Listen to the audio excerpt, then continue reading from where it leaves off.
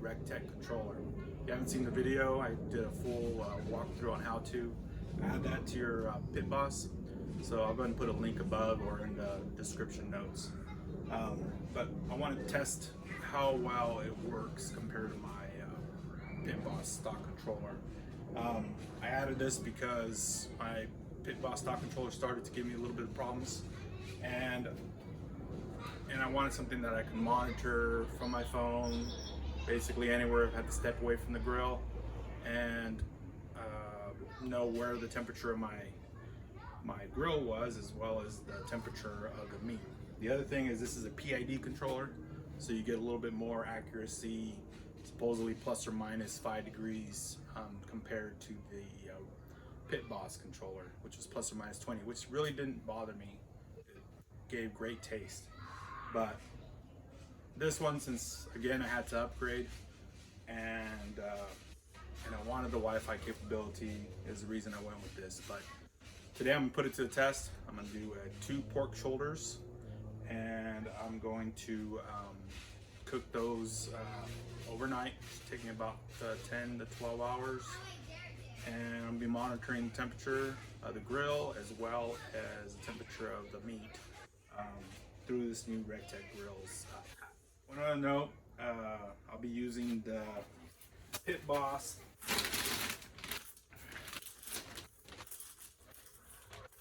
all natural wood blend. This has pecan, hickory, and mesquite. This is my new favorite. I was using the hickory before. I've tried the cherry.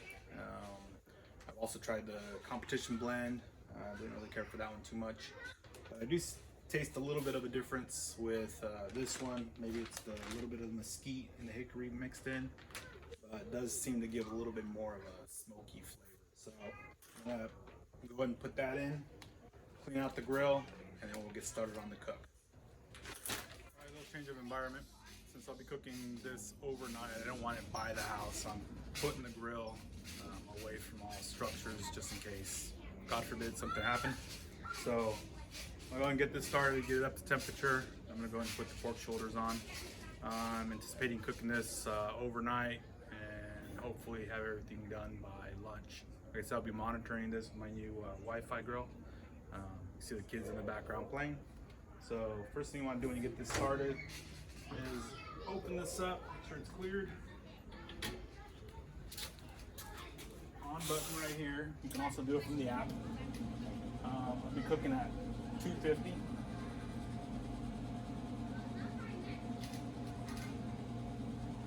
And we're gonna leave this open until it lights, and then we can go close it out. I'll make sure you leave the lid open. Yes. What are you guys coming through here? No, don't delete it! Don't delete it! Go away. You don't need to be here. Hi, America! Alright. It's my daughter. That's her 15 seconds of fame. Anyway, nice thing about this new controller, the way it manages the fan and the auger, is you don't get these big plumes of smoke once it gets started. It stays pretty clean and monitors the temperature pretty well. So obviously right now it's just getting started, so we don't want to be in this, but you'll see it clears up. All right, you can see right now the fan's kicked on and the smoke clears up. You start feeling a little bit of heat coming off of this. That's how you know that it's okay to go and close the lid and let it go on the temperature. And I'll go ahead and grab my meat, not my meat, but grab the pork shoulders, and we'll go and put those on. So I plugged in the 2 probes, but I want to show you. You can see probe A, probe B, and the set point, and then the way you update this is you just rotate it and then go at 5-degree increments, which is real nice. Let me go and put that down. Got my 2 pork shoulders bone in. Got these at Sam's Club. You can tell I have 2 different rubs on here. One is mine, which is this one here. It's a 1 part sugar, 1 part pepper, 1 part salt, 1 1 part paprika and a 1/2 part of garlic powder. So, and this one over here is a store-bought one. It's actually a steak seasoning made by McCormick, and really like this stuff. Always use it on my brisket. Very grainy, chili flakes, big chunks of salt and pepper, a few other items in there, but always gives an awesome taste. I've never used it on a pork shoulder. I have used it on pork ribs, which I loved, and we'll go ahead and give it a try. Oh, one other note. You can see here, this grill, the way it's oscillating or alternating the fan there, you can see how the smoke's just consistently coming out of this. As for when I had the Pit Boss controller, you got big plumes of smoke and then no smoke, big plumes of smoke. It just kind of went through the cycle of plus or minus 20 degrees. Food still came out great, I'm not complaining, but with this controller you can just kind of see a nice consistent smoke coming out of it. So, all right, so I'll go ahead and let this put these in, and we'll see what it looks like in the morning. Right now, this one's showing 157. This one's showing 168. This is a Inkbird. I'll go ahead and put a link in my description if you're interested. So right here it's actually showing 150, 153. Here, by the phone, 151. That still needs to get to the stall. This one's the one that's showing 168 here. And right here it's showing 165. So now I probe this thing, you can see all the juices just coming right out. See that right there? So we don't want to probe it too much here. So let's go ahead and get these in trays, and I'll adjust the probe locations so I can wrap these up. Take these out. These are hot.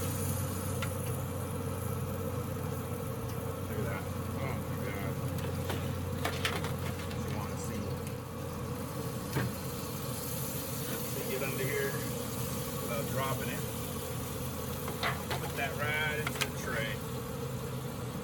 Do the same thing for this one here.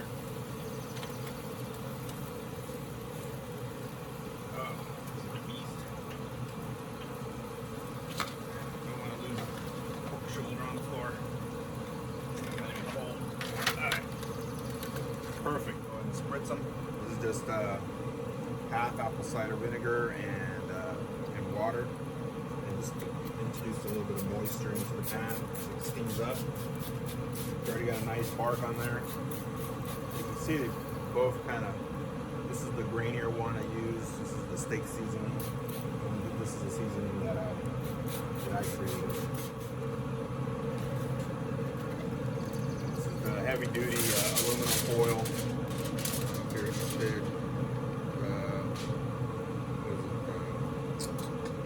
this is a lot better for wrapping ribs as well as this type of stuff. The other one's way too thin, a lot thicker and bigger.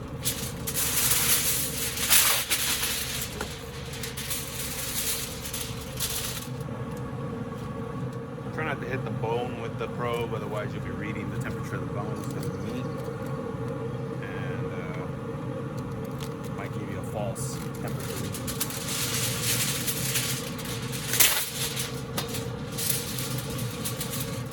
I'm going to close this right now. The reason I'm doing that is I've noticed when you leave this open, it keeps trying to maintain that temperature, so it's feeding a ton of pellets in there to do that.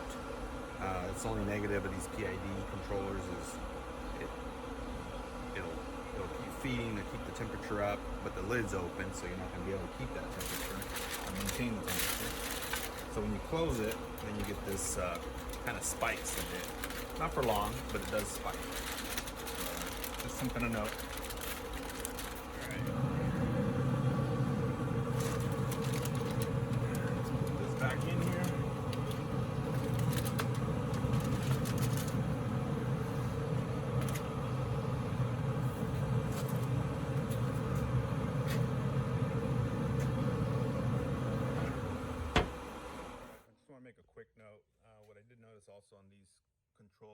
said, when you keep the lid open and loading your meat in and so forth, the pellets get fed in to try to maintain that temperature of 250. And so now you see it's been about 10 minutes since I've opened the lid, and it's still up above 305.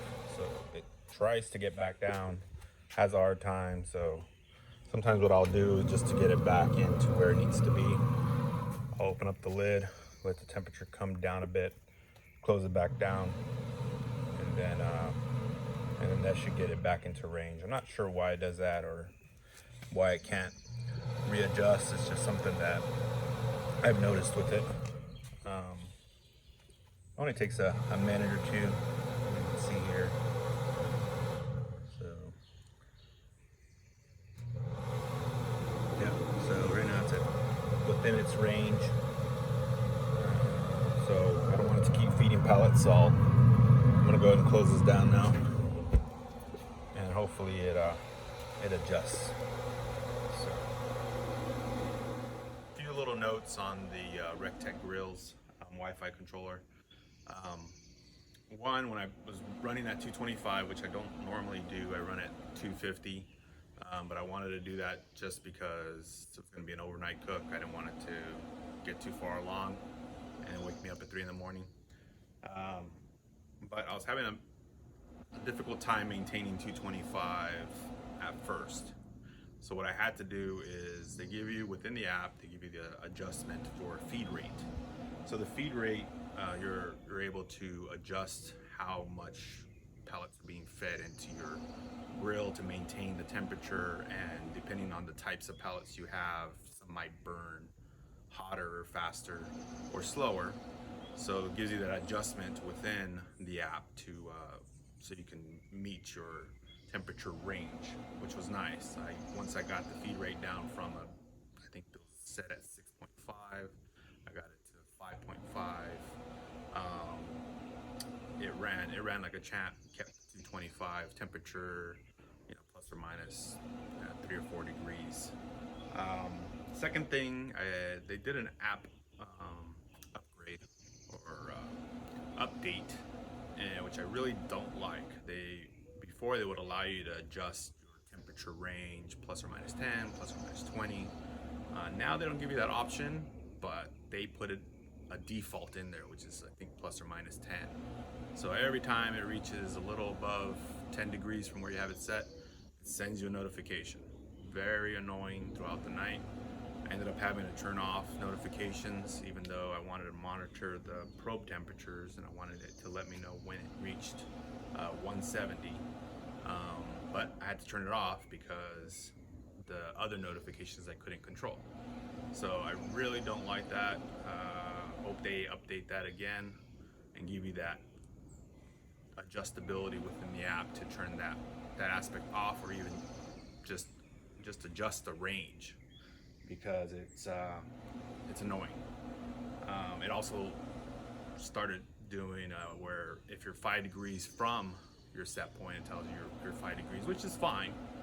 But I normally adjust if I want to wrap it at 165. I'm gonna put 160. So I do my own adjustments. So when it tells me, it's when I know I should be going out there. But now they're trying to give you a pre time so you can start checking it. So that part, I guess I just adjust my temperature so to know that they're going to send me a notification 5 degrees before I really want to know. But overall, it's working like a champ. Almost seems like I'm using less pellets. I had this hopper full, and we're probably only at about right there right now, and that was already 10 hours. The other thing, you can kind of see the fans going on and off. You can see the smoke is just consistent. There's no big plumes of smoke you would get with the big dump of pellets before on the Pit Boss controller. So it seems to operate a lot nicer. Now, running at 225, I think I got a little bit too much darkness on my on my finish before wrapping. Like I said, I normally run at 250, so I kind of gauge once I reach about 160 internal temperature, I'm around the color I want to be, and so I wrap it, put some, the apple cider vinegar and water mix, let it steam up, and finish off to 200. But still a lot of juice in there. We didn't pass temp. It's just color's a little darker than I want it to be. So we'll go and let this finish up. I'm gonna shred it up and we'll give it the taste test to see how this new controller, if there's any alteration in the taste. But as far as the usability, I love it. Like I said, you can turn it on and off. You can adjust the temperature. You can adjust the feed rates, and then actually within the settings here, you can even adjust the temperature. So if your probe is located here and it's reading 250, but right here, down in the middle of the grill, it's reading 230. You can adjust that within the controller to say you have a 10% variance. So then you get closer to where you need to be. So that's great. I haven't really played around with that, but you can adjust all that stuff from there. So, all right, we'll keep going. All right, so we finally finished our cook. Took about 13, 14 hours. I was actually away when the temperature reached 200, so I went ahead and just turned my grill off from that, which is a nice convenience, and just kind of sat in there for another hour. So kind of let it sit for another couple hours, and so now I'm going to go ahead and unwrap these, see what they look like, and look at that. Right now see all the juices collected in there. I'm actually going to get rid of a little bit of that before I peel these. You can see the bark that was created. And let's see here. Let's see if these are done. You know they're done if the bone comes right off. So there you go. See that? Nice clean bone. No problem. So that's what you want to see. You also want to see a nice pink smoke ring there. You can see it penetrated quite a bit. So it smells delicious. So we'll give this a little try. You can see how this one came out here. This is the one I use with the steak rub. Oh, that's the nice shot right there. Again, look at that. Nice and clean. So, also look at that. Smoke ring, penetrated, real deep. I don't think I ever got that with the pit boss controller, but this one, I think even cooking it at that 225 allowed it to, the smoke penetrate a little bit deeper there. But true test is the taste. So let's see.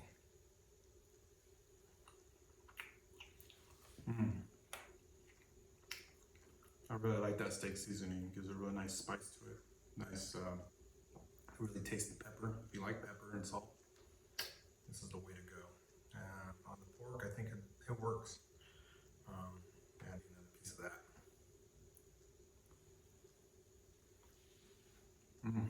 Yeah. So this is my seasoning here. Salt, sugar. I'll put the ingredients down below in the description. But let's give this one a try.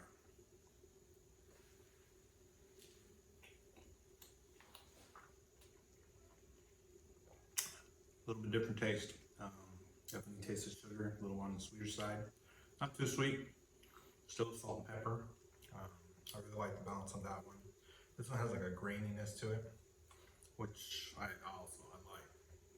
I just wanted something a little bit different, but you can go with either one of these and I don't think you can go wrong. But again, we're really testing the new RegTech controller, and definitely like the smoky flavor I get from both of these using that controller. And obviously the control from being able to turn the grill on and monitor it from anywhere. convenience is one of the big pluses. And we'll go ahead and finish shredding these up and getting the family fed. So hope you enjoyed this. Hope it's helpful. If it was, give me a like. And if you like this kind of content, please subscribe. I'll be putting more and more of these videos out. And we'll get to this. Pause.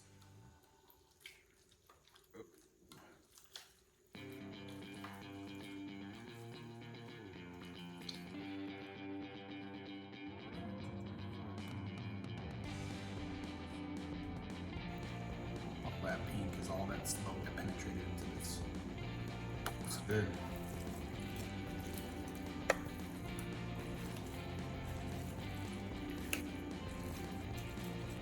Mixing that bark with the rest of it, get some nice flavor. So what I'm gonna do, well, obviously can't eat all this at once. I'm gonna break this up, vacuum seal it, into 2-pound bags, so that we can have nice dinner for the family when we want it, when we need it. And if you want, you can check out a video I did on vacuum sealing the barbecue. Very easy. And then all you have to do when you're ready to eat it is either throw it in the microwave, punch a few holes, throw it in the microwave, or keep it in the bag and just put it in some boiling water, bring up the temperature. But there you go.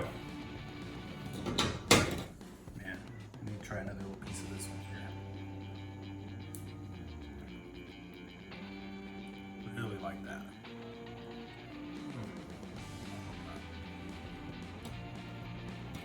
All right. Final taste test. Let's see what it is.